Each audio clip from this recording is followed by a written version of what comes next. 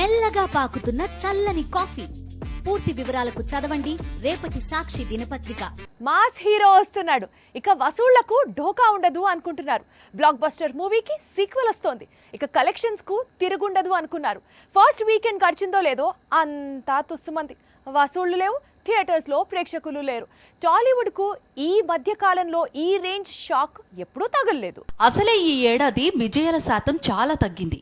పరిశ్రమ పీకల్లోతు కష్టాల్లో ఉంది. ఈ దశలో ఆగస్టు 15కు రిలీజ్ అయిన పెద్ద సినిమాలపై ఇండస్ట్రీ చాలా ఆశలు పెట్టుకుంది. ఇద్దరు బడా హీరోలు నటిస్తున్న ప్రెస్టీజియస్ ప్రాజెక్టులు కావటంతో వసూళ్లకు తిరుగుండదు అనుకున్నారు. థియేటర్లు అన్ని ప్రేక్షకులతో కళకళలాడుతాయి అనుకున్నారు. కానీ మిస్టర్ బచ్చన్, డబుల్ ఇస్మార్ట్ ఒకరు మించి మరొకరు ఇండస్ట్రీకి షాక్ ఇచ్చారు. డబుల్ ఇస్మార్ట్ విషయంలో దర్శకుడు పూరి ప్రేక్షకుల అంచనాలను అందుకోలేకపోయాడు. ఫస్ట్ పార్ట్ ఇచ్చిన కిక్ సెకండ్ పార్ట్ లో మిస్ కావటంతో ఇస్మార్ట్ ఫ్యాన్స్ కూడా డిసప్పాయింట్ అయ్యారు. ఇక మిస్టర్ బచ్చన్ విషయంలో దర్శకుడు హరీష్ శంకర్ చేసిన మిస్టేక్స్ అతని కెరీర్లోనే బిగ్గెస్ట్ డిజాస్టర్ ను అందుకునేలా చేశాయి.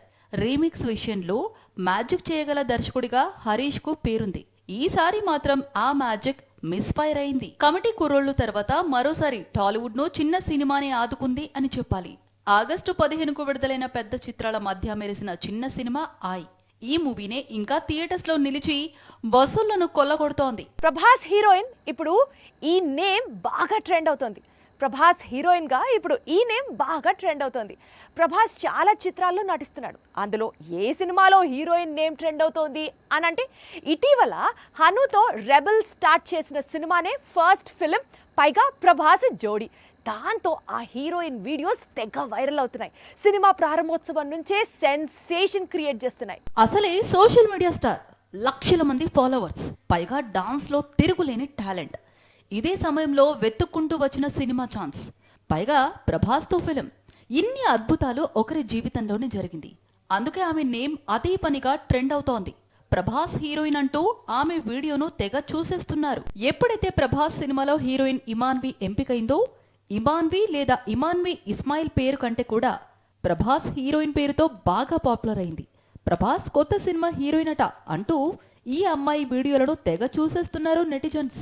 ఓవర్ నెట్ స్టార్ గా మారిన ఇమాన్విని ప్రభాస్ కు జోడీగా ఎంపిక చేసినందుకు పెద్ద కసరత్తు చేయలేదని, తను డాన్సర్, పైగా కళ్లతో అభినయిస్తుంది, అందుకే సినిమాలో హీరోయిన్ గా ఎంపిక చేశామని డైరెక్టర్ హను చెప్పుకొచ్చాడు.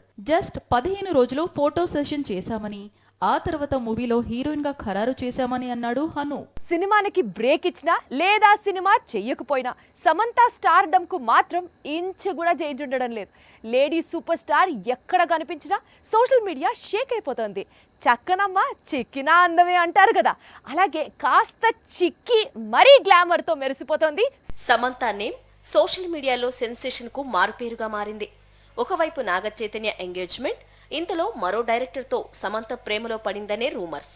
ఏమైనా లేడీ సూపర్ స్టార్ నేమ్ మాత్రం ఇప్పుడు అదే పనిగా ట్రెండింగ్ లో కనిపిస్తోంది. మైసైటిస్ తో ఇబ్బంది పడుతున్న దగ్గర నుంచి సమంత సినిమాల్లో స్పీడ్ తగ్గించింది. ఇప్పుడిప్పుడే హెల్త్ సెట్ అవుతుండడంతో సినిమాలపై తిరిగి ఫోకస్ పెట్టింది సమంత. ప్రస్తుతం బంగారం పేరుతో తెరకెక్కుతున్న చిత్రంతో పాటు అమెజాన్ ప్రైమ్, నెట్ఫ్లిక్స్ కోసం వెబ్ సిరీస్లు చేస్తోంది శామ్. ఇదే సమయంలో ఓ ఈవెంట్ లో పాల్గొనేందుకు వచ్చేసింది లేడీ సూపర్ స్టార్. మరోసారి న్యూ లుక్ లో అందర్నీ సర్ప్రైజ్ చేసింది. గతంలో ఎన్నడూ లేనంతగా స్లిమ్ గా మారి ఫ్యాన్స్ ను సైతం ఆశ్చర్యపరిచింది. కొత్త సినిమాలో కోసమే సమంత తన లుక్ ను పూర్తిగా మార్చిందని టాక్ వినిపిస్తోంది.